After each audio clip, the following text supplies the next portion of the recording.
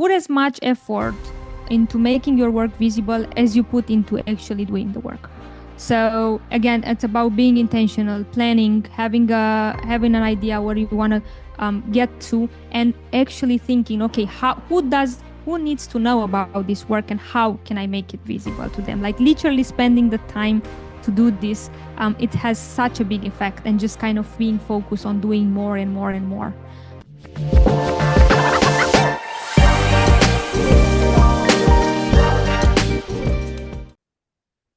Welcome back, listener, to another exciting episode. In this episode, we will talk about career coaching and engineering leadership. And to talk about this, we have invited a career coach and engineering leader. A warm welcome to Anemari Fiser. Tell us about yourself, how you are doing. Hey, nice to see you. Thank you so much for the invite. It's a pleasure being here. I've seen some of the previous episodes, and I have to say I loved it. So a little bit about myself. I've been in tech for over 10 years now. I started as a software engineer. After that I had a couple of different roles: tech lead, engineering manager. But my main focus for the past 3 years has been helping techies like level up in their tech careers, get to the next level by coaching them and through writing based on my experience, by sharing other people's experiences in my LinkedIn, in my newsletter. I just released a course on the O'Reilly platform for tech leads, and I also am writing a book at this point. So a lot of Nice, knowledge nice. sharing. A lot of things that you are doing. And plus, like I've seen your LinkedIn, like, you are doing an amazing work, like your articles and all the things that you post there. So it's very good. Thank you.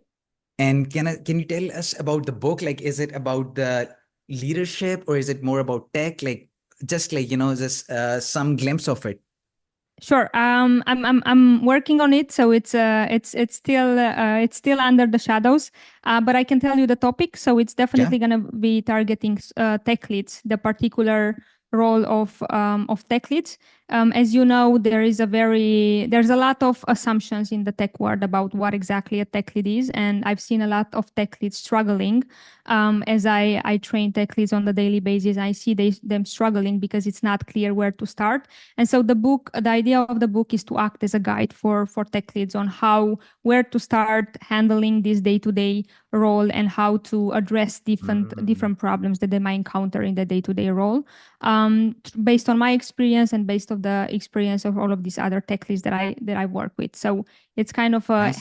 a go-to guide for tech leads.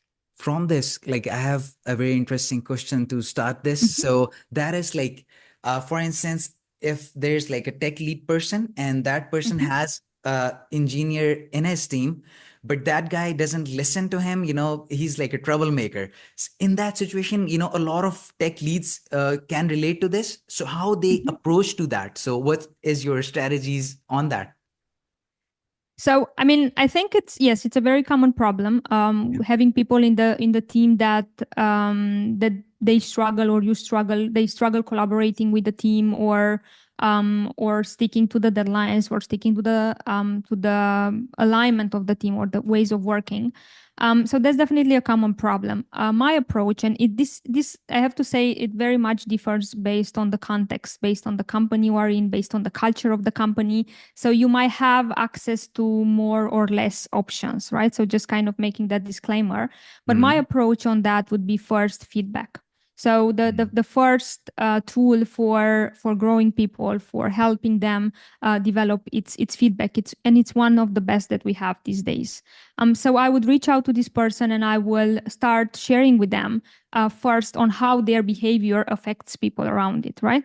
Mhm. Being very specific about like what is it about their behavior that it's not necessarily right, and very important, what is the impact that it has on me, or the team, or the users, or the stakeholders, because I think that that's key. And I've seen a lot of people just by having this small step turning like 180, because Mhm. a lot of people are not aware on how their behavior impacts people around, right? Like you have this Mhm. assumption that they know and they do it intentionally, but a Mhm. lot of time I see that people are not aware. So sometimes just by making this step, making them aware, they also want to be part of the group. They also want to collaborate more, but maybe they don't just know right how or what exactly they're doing wrong.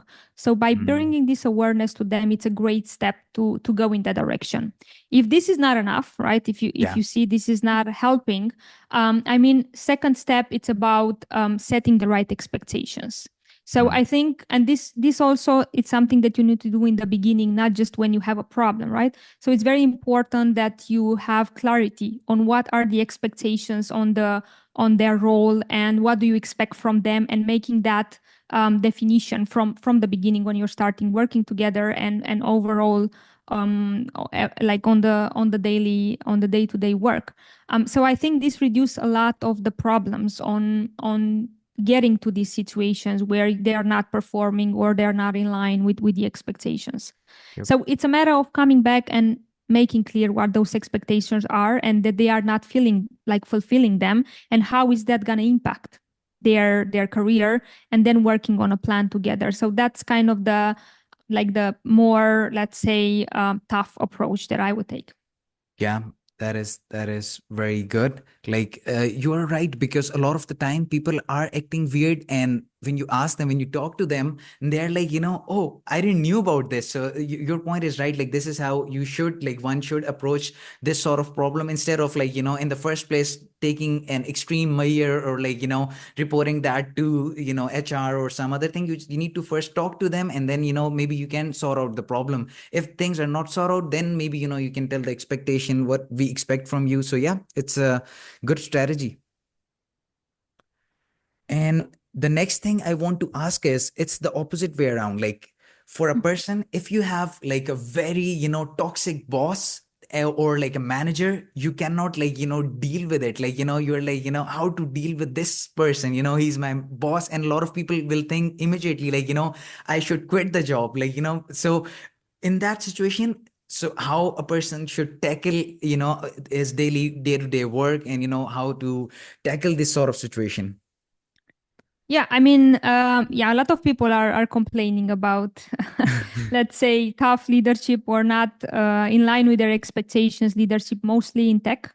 Yeah. So I see that often. And again, it depends on the context, on what approaches you can take. My approach would be, again, first relying on the tool of feedback. Like I would go to my manager and I would tell them, look, like again, how their behavior impacts me, and how, like, what I would need from them, basically.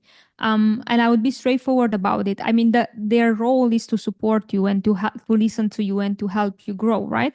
So instead of just assuming that they know this, I would go in and basically tell them exactly what it's happening and how it affects me, from a perspective where I'm trying to help them grow, right?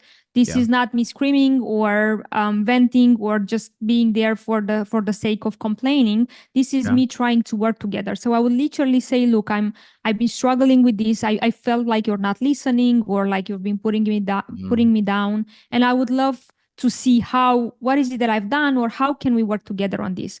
I find it very like it has a big power, this word, saying just how can we work together on it. It's like you're not Mm. going to them to complain, but just saying like, I want us Yeah. to do better, and how can we work together on it. So this would be my first approach, just starting from the assumption that they Yeah. may be there, they are not aware, right? Again, Yeah. they are not aware of their behavior or how it affects me, and I'm just letting them know. That's the Mm. first step. Yep. And again, I've seen this in the past, and I've seen leaders being like, "Oh, I'm sorry, like I didn't know." Yeah. Sometimes they are aware, but it's something that they are struggling to improve or don't know how to work with. And I've seen leaders asking, like, what do you think I should do differently? Because actually they're trying to improve. They got this feedback from other people, but they don't know Mm. exactly how. So you might actually be able to help. Mm. Third, of course, when this doesn't work and you just have someone like a manager that doesn't want to collaborate, doesn't want to help, they're micromanaging or like whatever. Yeah. I think that before leaving, I mean, again, if you have Yeah. options, if you just want to quit, I think there are some steps that you can take before that. One of them is escalation. So, I Mm. mean, it's a last resort, but if you want to stay in the company because you like it, Yeah. maybe one option would be to just try to escalate that to, I don't know, who you have access to, another manager, or I don't know, HR, just kind of saying that you're not feeling Mm, comfortable. I mean, this definitely can have an impact in your relationship with your manager. But by doing the steps that I mentioned before, you will reduce the chance of them being surprised, right? Like you made them yeah. aware that you're not comfortable. So it's kind of you building a process. And worst case scenario, if it's gonna turn out wrong, you're already preparing to leave, right? So it's not Yeah. like it's gonna make but I'm just saying, maybe there are other options. Maybe you can move to another team. Maybe it's just your way of working with this manager that it doesn't align, right? It doesn't necessarily mean it's bad for everyone, and this is key. It's very Mm, important that you focus on your context. It's not about what my manager does to my team, it's about what your manager does to you. And yeah. that's where the feedback part needs to be focused on how their behavior impacts you and not your team. Yeah, that is very true because I have seen this like a lot of people when they have like this toxic manager, what they do is like they're like they try to just listen to them, try to mold their sort of work style according to their manager, but then obviously it's difficult, they're not aligned, they don't work like this. So then what they do, they're like don't worry about this, just quit, just go to another job. But your point is right, there are like you can directly talk to them. People think that it is not possible. As a manager to an engineer, it's people think it's possible, 90% of the people. But as a engineer to the manager, a lot of people will think as they will not listen to me, and what's the point of this. But your point is right, you should like first talk to them, and then if they don't listen to you, then maybe you can talk to the CTO or the higher person who they report to, or maybe that can also help. Maybe they also suggest that person that okay, yeah, we also noticed this is the problem and you can fix this. So yeah, that is very true. Before taking a big decision of leaving the company, you can take these two decisions. So yeah, that I, is very good. I think in both situations, it's just about taking into consideration the option that you might be able to sort it out. So Mm, I think this is the base, right? Like instead of just thinking, oh, there's no way I cannot work with this person, just yeah. considering that there might be a way that you get to a compromise, right? Yep, And yep. and from there, that's where you come up with these options, where you're exploring, where you're giving feedback, where you're discussing together, right? Like just considering that option before you go drastically to just leaving. Yeah, Um, Mostly in these crazy times, as we can see in yeah. tech, that maybe leaving it's not such a easy option. I'm just saying there might be options that you can make your life easier by starting that conversation. Yep, that is very true. And the next question I have is that once you build the trust with your, colleagues and with your manager, then the work is very easy, right? A lot of people, obviously, in the start, it's difficult, but when they're working in the company for a year or like 7, 8 months, then they have that other person. Oh, yeah, I can trust that guy for this particular task, this thing. So then your whole routine, it's not that you don't feel that much fatigue or that much stress. But the question is how you build trust very quickly. I switched a job, for instance, I go to a new company. So obviously, the normal way is it will take time. It will take like, 8, 9 months or a year to, guys to trust me. But like how to, there are different strategies I can build trust quickly. Great question. One point I have to what you just said, I would challenge a bit the idea that it gets easy once you build trust. I think it gets easier, but not necessarily easy. Yeah. Which brings Yeah. me back to your question on trust, because I think building trust is a continuous effort, right? Yeah. It's not like it's something that you settle in and then it's just smooth process. I think it's a constant process that you need to do in order to build and maintain that trust, right? It's not just about building it in the beginning, but it's that constant process of maintaining it and making sure you don't break it and it stays healthy.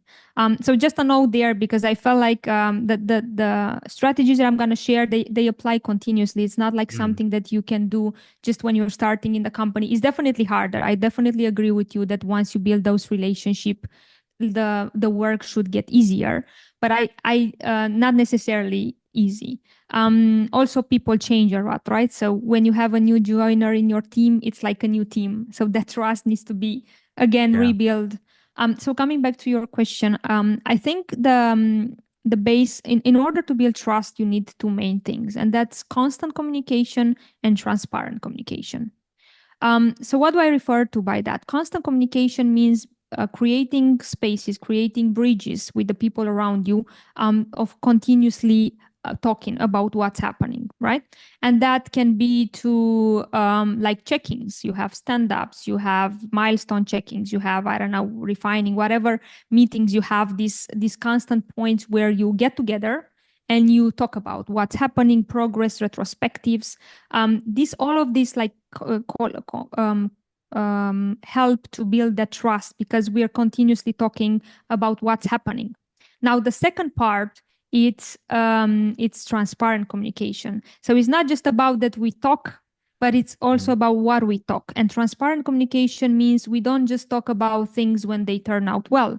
We don't just look at good results, but if there is a problem, we are transparent and we raise up there is going to be an issue with the deadline. Even before that happens, we talk about progress, we talk about issues, we talk about we take responsibility for when things go wrong, right? Yeah. So there's a lot. These are, I think, the main key areas that help building trust. In and you have to set that as a culture in your team as a leader. And there are Mm. some strategies that you can do to do that. Like some of them I shared, but Mhm. vulnerability it's a big one. Like I think as a Mm. leader, in order to build trust, showing up for your team, being vulnerable about just saying I don't know, or I'm not sure how to help you, or admitting that you Mhm. made a mistake. This can make such a big difference in how you relate to people and creating that space where they can also come to you and be honest about like what they're struggling with. Yeah, that is very true.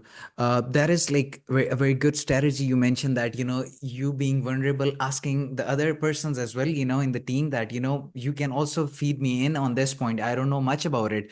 So that is very true because I was doing another podcast in that as well.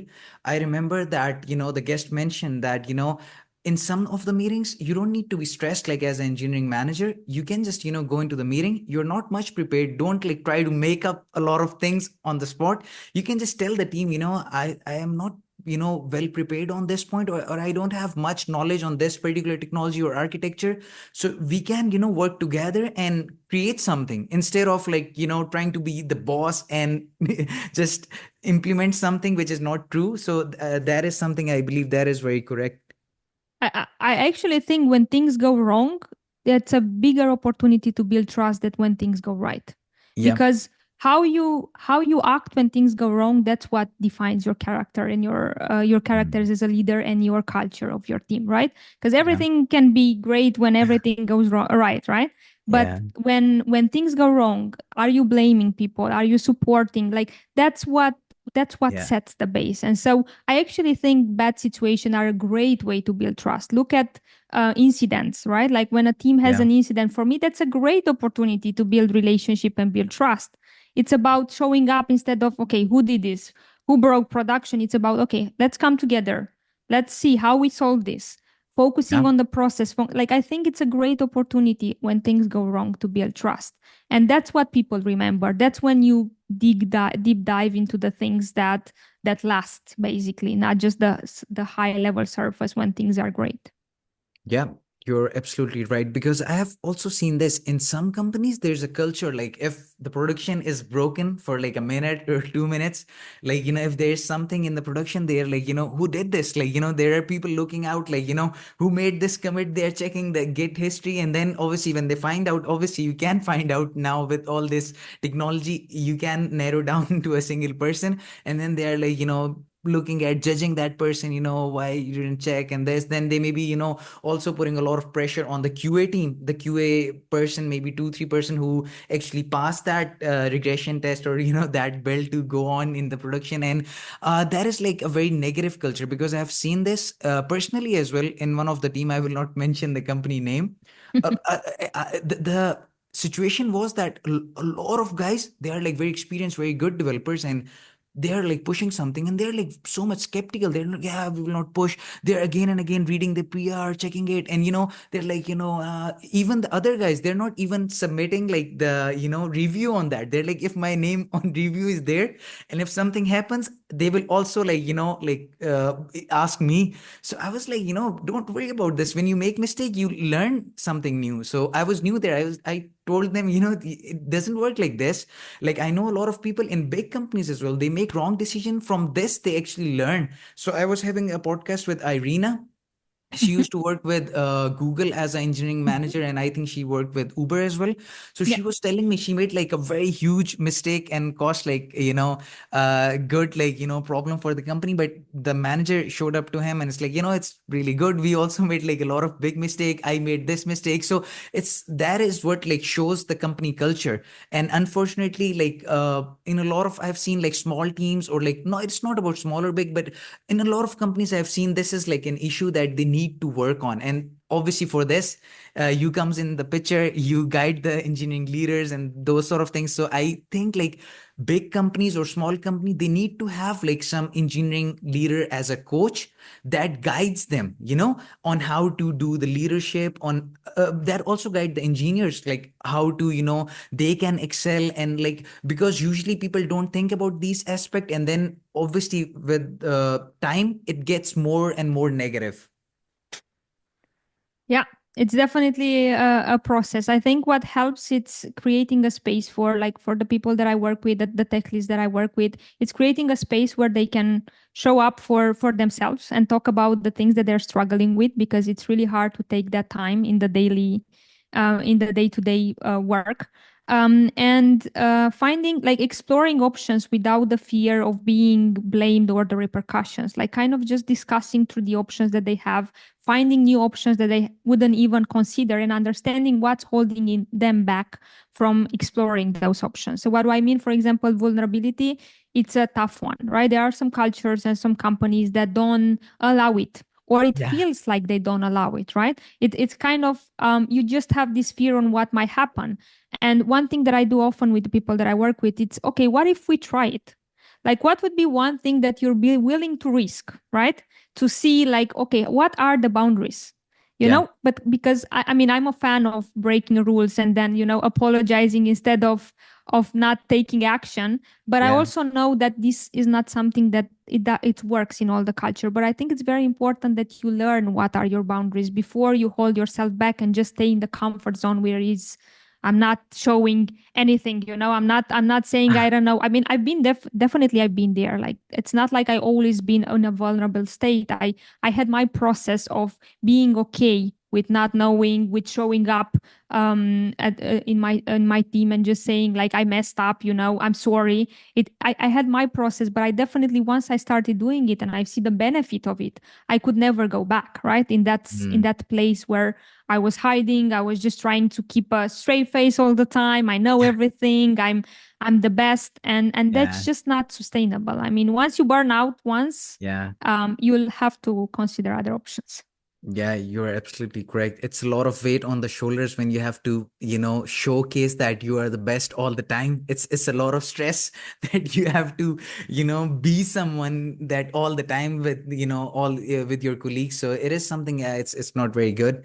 So my next question is that how to foster like collaboration within a tech team as an engineering leader? What are the strategies and things that you can do to foster more like collaboration, in the team? Yeah, so I mean, I think there are two main things that help to foster collaboration in the team. First, it's about defining clear ways of working in the team. So in order to collaborate, you need to know exactly how things work. So what do I mean by that? Like ways of working is how we make decisions, who makes the decisions, what's the definition of done, how do we deploy, like things like this will have a big Mm. impact on people collaborating because they would know those boundaries, right? They will Yeah. know that, okay, we decide together what to work on. Then they know they can share their opinion instead of just assuming, okay, the engineering manager just comes and tells us what to do. Because people have their own assumptions. So kind of creating the base for what is allowed and what is not allowed, and like how do we want to work together, is going to help a lot with that collaboration. And the second one, which I think it's even more important than the first one, is creating psychological safety in your team. So Mm. without psychological safety, you cannot have let's say an effective team. And building that psychological safety means creating a space where people can show up and share their ideas, share their solutions without the fear of being, or share their failures without the fear of being blamed or the repercussions of that would happen. And this Mhm. goes back a little bit to what we're discussing before about Mhm. vulnerability, about like how you lead by example, and then you allow the people to also do the same thing because they will look up to you as a leader. And Mhm. so you have to manifest that, show up, like manifest that behavior, in order to, for people, like they will look up to you on how to react. So creating that space where people can show up with their goods and their bads, that's what actually helps the collaboration, and basically empowers people to share and to contribute and to take ownership without the fear that if they mess up, it's the end of the world. So I think that's what you need as a leader, to be supportive there for people when things go right and things go wrong, to Mhm. encourage that collaboration. Yeah, that is very true. Because I believe, like, what we were discussing previously as well, in terms of like if something goes wrong, as a leader, it is very important that the leader tell that it's like a team mistake. Is they are not pinpointing any person. Like if there's a mistake, they can say it's a mistake of this particular team. We can take like the blame of it. Like we have done it, but it's not like within the team they're like finding out like who did the mistake. So it's the leader who actually set this sort of tone for other people that if we made a mistake, we all made a mistake. If one guy in the team did very good, but it's not just him, it's like the whole team did very good. So we work as a team, not as individuals. So our whole team OKRs matters most than the individual OKRs. So guys helping other guys also achieve their OKRs. So instead of one person is just focusing on like how I can finish my OKR first. So like having that sort of like you can say culture is very good within a team. I mean, I think what you're describing, it's alignment, and I Yeah. think that's the third thing that I would add to the collaboration. Exactly what you're describing. It's having clear alignment on what are our values as a team, what's our Mhm. goal, and how are we contributing to that. And Yep. unfortunately, one of the biggest problems that I see tech teams have, it's lack of alignment. Everybody Yeah. thinks that they are on the same page, but they But are they're not. not. Yeah, So I that's agree. where This is, most problems come from. So yeah, it sounds like a straightforward things, but it's not. it's, Even with the OKRs, the KPIs, the whatever, yeah. people still struggle. Yeah, that is very true. And what do you believe about like the soft skills? Like, is there any specific course or like, that you recommend to the guys you mentor, like, the people you mentor, or like, do you recommend any strategies, like, how they can improve their soft skills? Yeah. So I mean, I just released a course on the O'Reilly platform, which was actually Mm, called Soft Skills for Tech Leads. So I go through the nice. main 7 soft skills that you need as a tech lead to develop, and I do believe that a lot of those apply to any engineer, as they help you basically develop in your tech career. So yes, that's one thing that actually I realized there are not a lot of tools out Mm, there that are focusing particularly on the soft skills for techies, and that's the reason why I created this course. But I also used my own resources in the past to develop, and they are books like the Nonviolent Communication, or Crucial Conversations, that I really recommend. That I think they are key for developing those communication styles, and how you reach out to people, and how you position yourself, and the words that you're using are key in the behavior you're exposing to the people. So these are some of the tools that I use. But I think the main important part is when it comes to soft skills, I always tell people it's a very personal process, right? yeah. Because everybody's at the different point in their development when it comes to soft skills, right? Some they want to develop communication, so everybody starts from a different point based on their current struggle, because people, like, they have an incentive for changing, right? They want to grow Yeah. in their career, or they struggle, they want to make their to feel like their ideas are listened to. And so the reason why I'm saying this is because I've seen that by working with individual, and that's where the coaching part comes in. We're able to focus on the problem in front of them so they can see progress. The reason Yeah. why I'm saying this is because the main problem people face in the developing their soft skills process is that they lose motivation Mm, because they forget to see, okay, how does this help me? yeah. And by you working on that personal process, like I help them identify, okay, what is the situation, how can we change it, what can we improve, and then looking at the results and continuously improving it, and that's basically the process. But if Yeah. you're missing one step, then the whole chain breaks, right? Yeah, that is very true.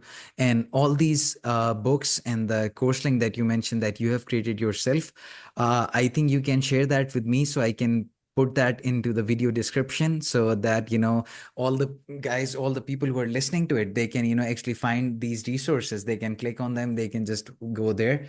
That is very important. I have seen like a lot of managers, they have like this fear that they cannot fire a person. Like, they have this fear, they feel very bad because they are like good people. So, and then obviously in tech, they're not that good at management and these things. So I've seen them, they're like, they know that they have to fire a person. Maybe it's because the company is downsizing because of the economy, or maybe that is because of the person bad performance. It can be both case. But guys, a lot of managers, they want to run away from it, and they're like, you can do it. They're telling HR, you can do it. I will not, I don't want to do it. So in that situation, what is your they will not work here anymore, but like you have to nicely say them goodbye. So what should be the strategy on that? Whew, tough one. Mostly these days, right? You thrown in the bomb at the end. So I think there's no easy way to let someone go, right? I think whatever, there are no nice words or way in which you can say that to make it easier. I think you just first you have to admit that this is a tough situation. It's gonna be a tough conversation for you and for the Yeah. person in front of you, and there is nothing that you can say that can make it like better, but there are Yeah. things that you can say that can make it worse, right? So let's put it like that. And we're coming back to what you said about the process. So yeah, I mean, I think no one takes pleasure from firing people. I think it's one of the hardest things that a manager needs to do.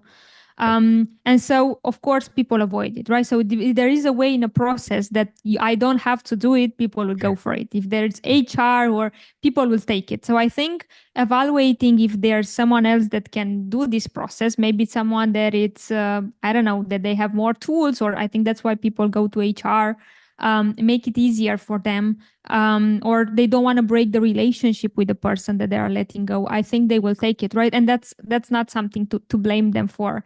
But I think it's very important for you to, as a manager, to understand, okay, what's your role in the Mm, process, and very important, what's the context, because people are gonna ask, right? So it's very important for you to understand, okay, why are we in this situation? Why are we letting you go? It's very important that you explain to people, okay, what's the situation? Is it the budget? Is it the performance? yeah. Because I think there are different situations. Yeah. Usually the budget, it's something that you can get more surprised with than with the performance. For me, if you are surprised when you are let go because of performance, then there's definitely a miss in the leadership space, Yeah. right? Like as a manager, if you see a problem with performance, it's something you have a process.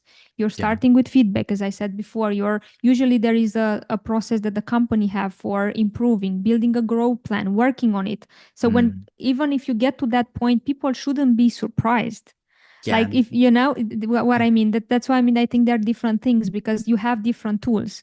When Yeah. it comes to the budgeting part where it's something completely out of your control, Mhm.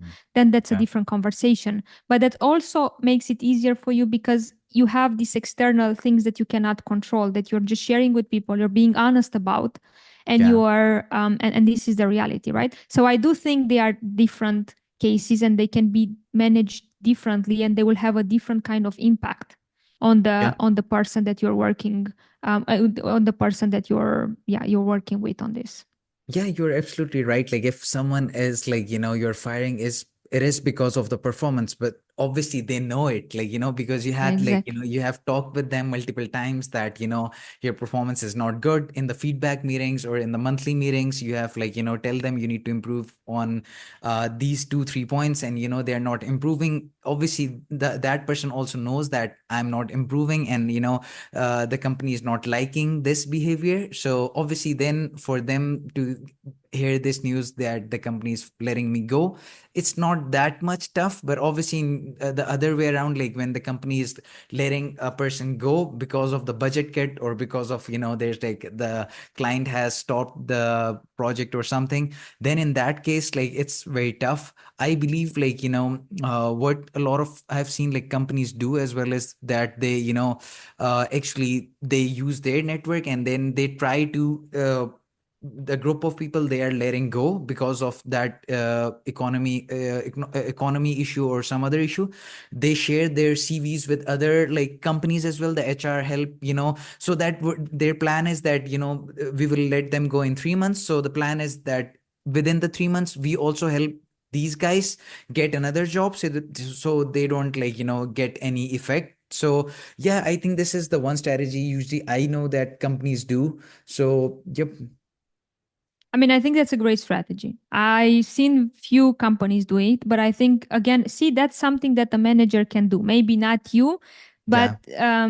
definitely also you, like preparing for that. If you know it's going to happen and it's something you cannot disclose yet, maybe Yeah. yes, you can prepare people. You can help them Yeah. maybe work on some skills, maybe like you said, using your network to create opportunities for them. Yeah. So there are things that you can do. In the first case with the performance review, to be honest, in my experience, I very rarely saw those cases going to the firing, because if you do it right, people either improve or they leave by themselves before. Mm. Right? It's like, Right. okay, Right. obviously I feel I'm not going anywhere. Maybe Mm. sometimes it's not even a matter of performance, it's a matter of misalignment. You don't Yeah. fit with the company culture.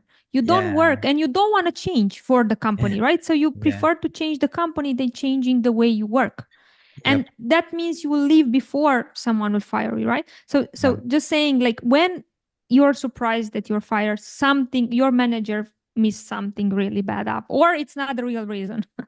Yep. Yep. Yep. Yep. You're absolutely right. And what do you believe? What is the importance of networking in the tech market nowadays? Well, I think it's very, very, very important. Let's put it like this. I think it was always important, but I don't think we ever seen the value of it like now.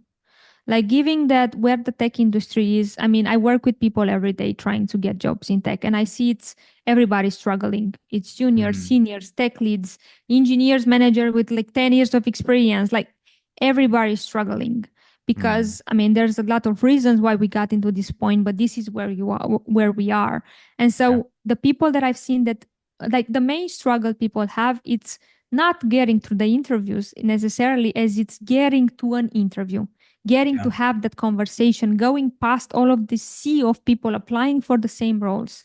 And what gets them, the people that I've seen, they make progress fast, is they use their network, right? They Yeah. use their network and they get to those conversations, and they have that trust with people that they worked before or that they know, and they get that. It doesn't even have to be a formal recommendation. It's just Mm. about, like, getting your CV in front of a real person that is going to consider you and Mm. have a conversation with you, and give you a Yep. real chance, right? So networking, it's key here, right? It's about putting the effort into, even for the future. I think more and more people I see that I work with on the daily basis, they even starting to think about it, like, okay, Yep. how do I prepare, because I'm not in that situation now, but how could I make more of my current situation to build that network? They starting to, to understand, okay, how it helps. I've definitely seen the value of it in my career, but again, now I think people are intentional about it, and Yeah. that's the main difference, because they have to.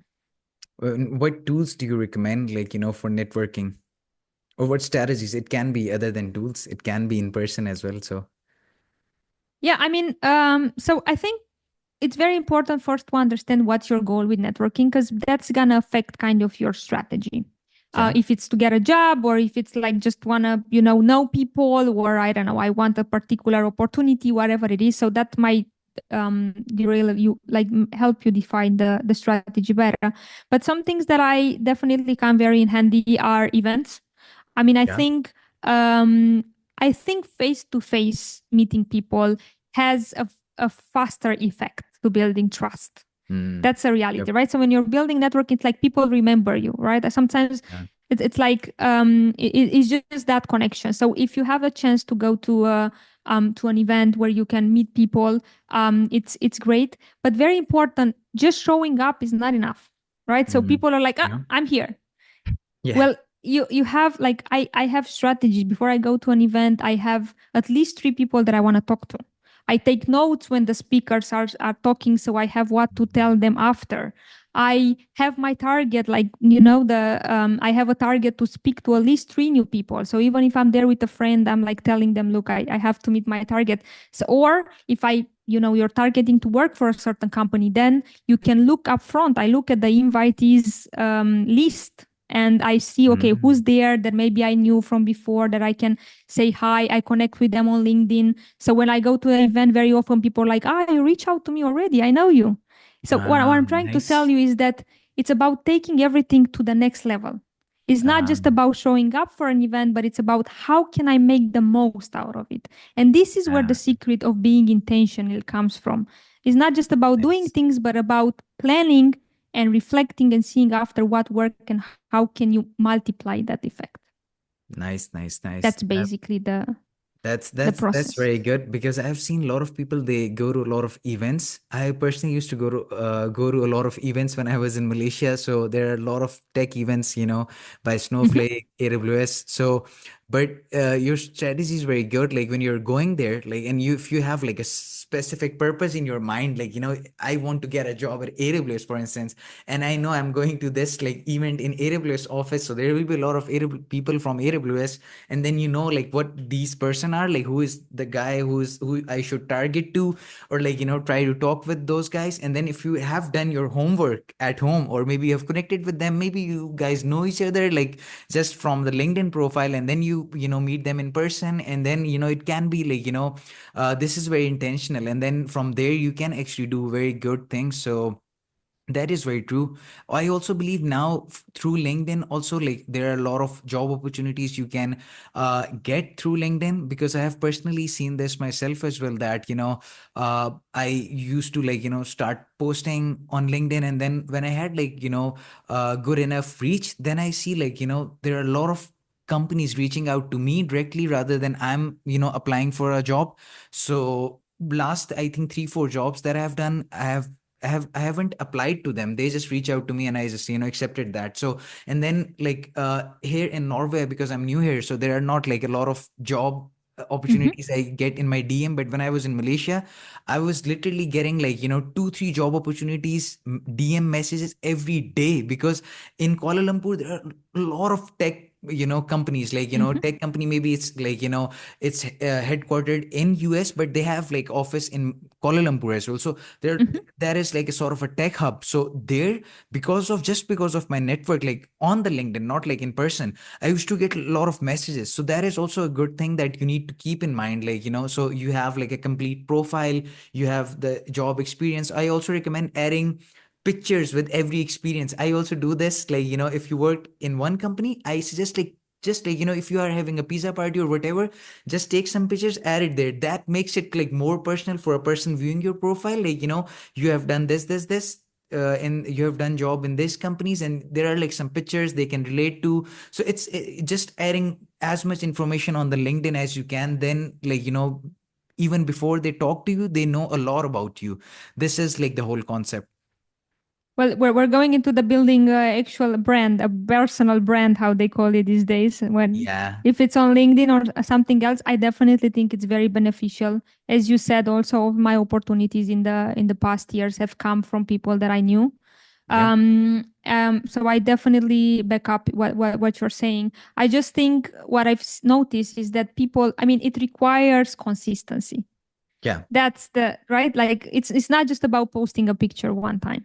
It's Yeah. about consistency. You have to constantly show up. And I know you show up because I see you there, right? So I know you're doing the work. I'm just trying to tell you that I've seen a lot of people get turned off by the idea that this is not, even if you would spend one day, posting, it's not going to work, right? It's Yeah. about the constant showing up and being there for the community you're building. And so that's why I went more into like might be a quicker way than the Yeah. personal brand. I definitely it has a lot of benefits, but I've seen people being overwhelmed by the Yeah. amount of work. As we know, it's a It's full-time it's job, it's right? it's it's a long you can say trip, like the personal branding sort of thing.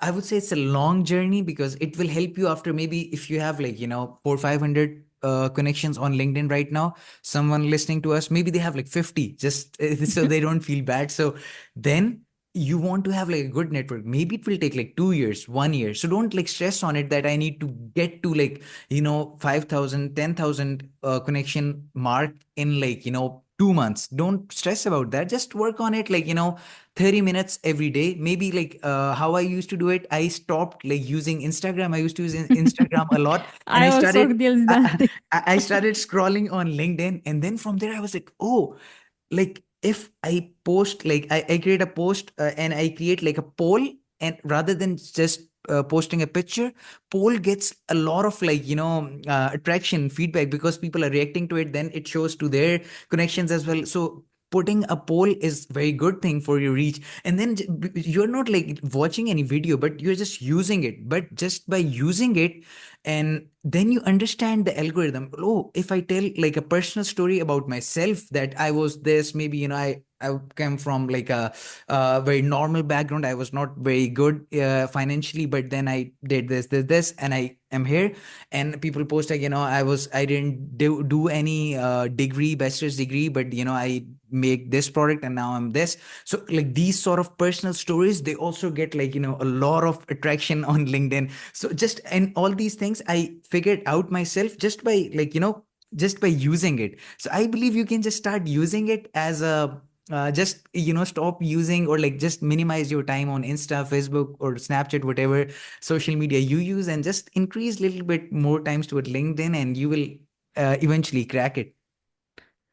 I mean, I think the secret is what you're saying. You're gonna be spending that time somewhere anyway, right? So Yeah. instead of spending it on Instagram in this case, you can spend it on LinkedIn and just putting that extra effort. I mean, for me, it's the same. Like LinkedIn is my Instagram, it's my TikTok, it's my everything. That's what I go to scroll when I'm in line for waiting for something, right? Nice. So yeah, but I think it's like you said, it's about the consistency, right? Like you need Yeah. to and you need to put that extra effort. Like just showing up and scrolling is not enough, right? It's Yeah. what you said. It's about Yeah. taking that extra step, which is applies everywhere. But it Yep. definitely brings all the benefits in the world. I don't Yep. totally agree with you on that. Yeah. So this brings us to end of this episode. In the end, I want like the final piece of advice for like, how a person can elevate their engineering career. Like, what is your final advice on this? Cool. One. Yeah, I have one. I think, and the one that I've seen people struggle with the most is put as much effort into making your work visible as you put into actually doing the work. So again, it's about being intentional, planning, having an idea where you want to get to, and actually thinking, okay, who needs to know about this work and how can I make it visible to them? Like literally spending the time to do this, it has such a big effect, and just kind of being focused on doing more and more and more. So yeah, this is my advice. Nice, nice, nice. I believe that it's a very good advice because tech people are not very good at it. Like, showcasing their work. They're like 90% of the guys are very humble. So yeah, it's a good advice. You need to like showcase your skills and, the things you can do. Maybe it's within a team. Maybe it's like, you want to showcase that to all the people you On might LinkedIn. publish. Yeah, on LinkedIn. Maybe you publish like you've created like a module that is very good. Maybe you publish it on npm. It's a very good Mhm. npm module that you guys use in the your office. Maybe you can ask your manager if you can publish that on just as an open source. Maybe you can do that. That's also like a good recognition. So yeah, that's very good. So I yeah, mean, it was It was like, really nice talking to you, and, all these strategies that you have tell us that it is very, very good. Really happy to share. Thank you so much for the invite. It was a pleasure chatting with you on these very interesting topics that I think a lot of techies struggle with these days. And yeah, thank you. And if someone wants to reach out to you, like as a company, they want to reach out to you, or like you, because you coach both as the managers, the higher managers, and then obviously the engineers as well. So how they reach out to you, through LinkedIn, or like is there any website or like email? Can you also tell us about that? Yeah, sure. The simple way is through LinkedIn. Just Okay. DM me there. I reply to every single message I get. It's a lot of work, but I do it every single day. So yeah, Nice. LinkedIn is the place to find me. Yeah, I will paste your LinkedIn profile in the description. So guys, if you are struggling with, communication, or if you want to elevate your engineering career, do message her, and I believe, you can achieve a lot of success. And this brings us to end of this episode. And just keep working on yourself, keep working on, getting better every day, and see you next time. Have a nice day, and bye bye. See you. Bye bye.